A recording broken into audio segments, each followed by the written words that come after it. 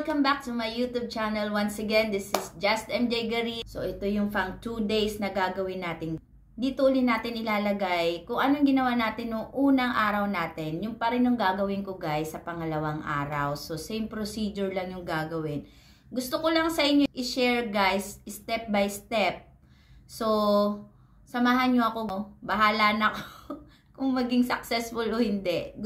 Maging successful man itong ginawa ko guys, isi-share ko pa rin sa inyo. Kahit hindi pa rin to successful, isi-share ko pa rin to sa inyo guys. So, let's do this guys. Ngayon ay tapos na ako magbanlaw ng aking katawan. Diba sinabi ko sa inyo, bago kayo maglagay guys, dapat malinis yung katawan. So, nung unang araw natin, bago ako naglagay ng body peeling, nag-shower muna ako. Then, ngayon naman guys, binanlawan ko siya. Kakatapos ko lang siya magbanlaw. And, ito na. Maglalagay na tayo. So, advice ko sa inyo guys, mas maganda morning na lang kayo maglagay. Kasi pag morning, mas hindi kayo mapupuyat. Ako kasi sa gabi ko na na-start, gawa ng trabaho ko. So, gabi na rin, always na gabi na ako maglalagay. So, hindi pwede yung umaga. Kasi sa gabi na ako nakapag-start. And eto nga guys, eto yung pangalawang araw. Tingnan nyo guys. Yan, mapula-pula na siya. Mapula talaga na siya guys. Ayan, ayan o. Ito na yung pangalawang araw ko. Tapos yung binti ko guys. Ayan, medyo mapula. Mapula na talaga siya. Hindi siya medyo, kundi napula na siya. And sa mga magtatanong guys kung ano yung nararamdaman ko. Ang nararamdaman ko guys ngayon ay para ako nasa sunburn. So, mainit ang katawan ko para akong medyo may sinat. Yun yung nararamdaman ko, medyo may sinat-sinat. Pero normal lang daw yun, guys. Totoong normal lang yun, yung parang mainit-init yung katawan mo. And kung papansin nyo, guys, eto maputi. Eto kasi yung hindi ko nilagyan. Eto yung nilagyan ko lang. Tapos napansin nyo, guys, look.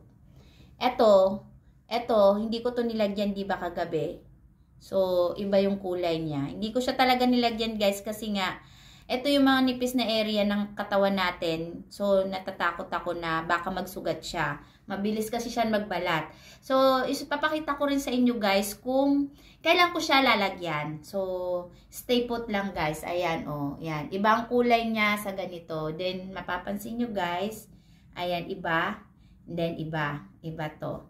So, yan. At, ang nararamdaman ko, mainit-init, para akong may sinat-sinat. Tapos, parang nasa sunburn ako.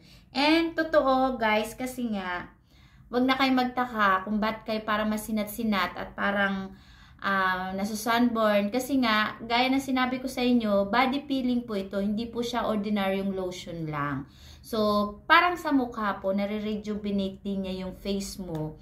Ganon din sa balat. So, walang pinagkaiba. Ito nga lang ay mas makapal kaysa dito sa mukha natin. So, yun guys. Same procedure tayo guys. Kung anong ginawa natin nung kahapon, ganun pa rin ngayon. So, gagamit pa rin tayo ng brush.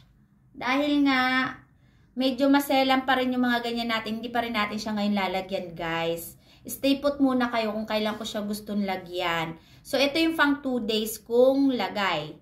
So, ganun pa rin guys. Lalagay ko pa rin siya. Gagamitan ko pa rin ng brush. O bongga, diba?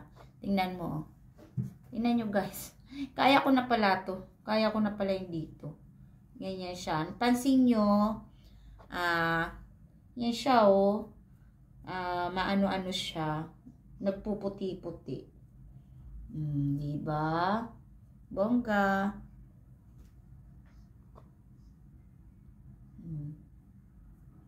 Lagyan nyo pa rin siya guys. Same pa rin guys, gaya ng sinabi ko sa inyo, yung bandang siko, yan na may pinakamakapal na area ng balat natin. At syempre yan din, itim-itim din yan. So lagyan natin yan ng medyo makapal pa rin. Yan. Yung nararamdaman ko guys, wala naman siyang sobrang hapde, hindi naman. Medyo parang nakakakiliti-kiliti lang, yung parang may naglalakad-lakad. Pero hindi siya mahapdi guys. I swear, hindi mahapdi po. Wala po akong hapdi na nararamdaman. Ipapaalala ko lang sa inyo guys, wag pa rin kayong kakain ng mga malalansa, lalo na kapag nagbalat na yung skin nyo. Kasi syempre, na-exfoliate po siya. So, natanggal yung first layer ng balat nyo. So, ang tendency pag kumain kayo ng malansa, mangangati po siya. So, taste muna kayo. Wag muna kayong kumain. Ayan. Ayan, oh. So, kasi, ang ganda talaga kapag brush. Dahil hindi siya, hindi mo siya malalagyan yung part na yan. Hindi ko pa kasi siya pwedeng lagyan. Gawa nga ng, baka masunog. Imbis na gumanda. Imbis na gumanda, hindi. Ayan, guys, oh.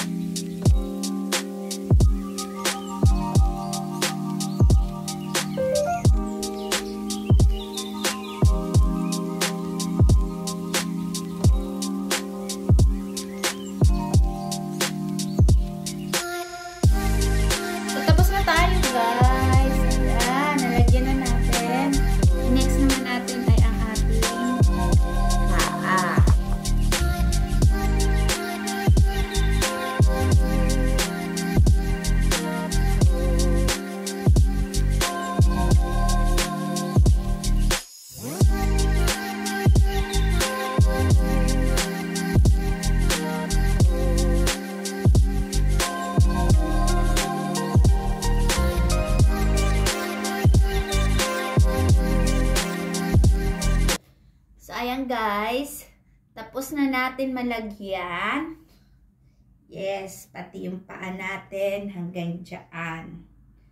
So, hindi na ako naglagay dyan sa singit, sa kilikili. Ibang procedure ang gagawin ko dyan kung gusto ko siyang lagyan. Ayoko siyang isabay. So, yun guys. Papatuyuin ulit natin siya ng electric fan. See you guys after 15 minutes. Hi guys! Welcome back! So, after 15 minutes, eto na ulit tayo.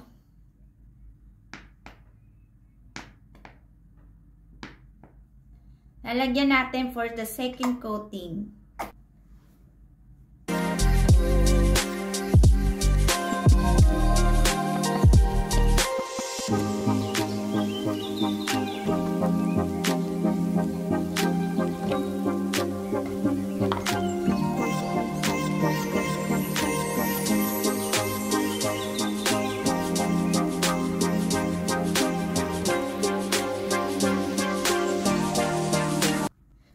So, tapos na ulit tayo guys.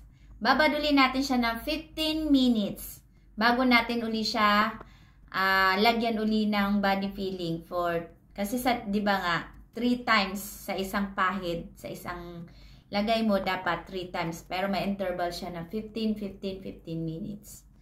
So, see you after a few minutes.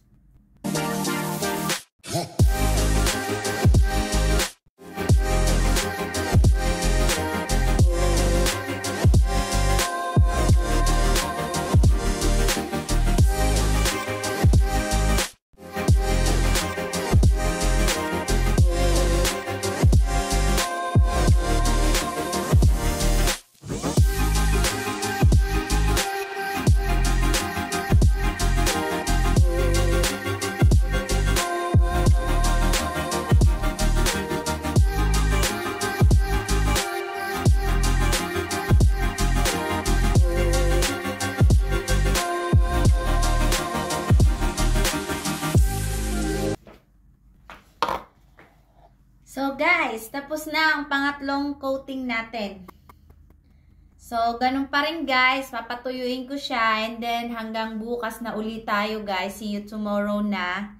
Bukas malalaman natin kung ano na magiging reaction nito, kung medyo magbabalat na ba. Pero ayon sa source ko, after 3 days daw talaga siya magbabalat na.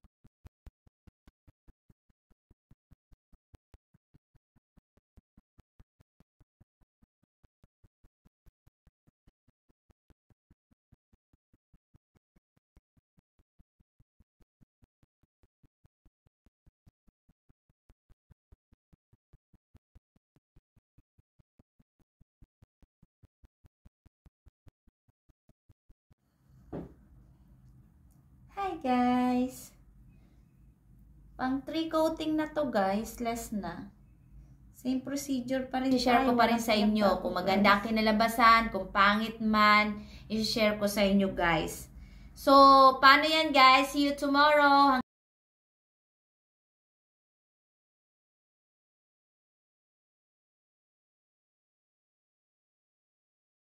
Mga hindi pa nakaka-subscribe sa akin dyan at nagustuhan nyo yung mga videos ko, please like and subscribe and hit mo na rin yung notification bell ko dyan sa baba para lagi kang updated sa lahat ng mga videos na gagawin ko. Thank you so much for watching! Bye for now!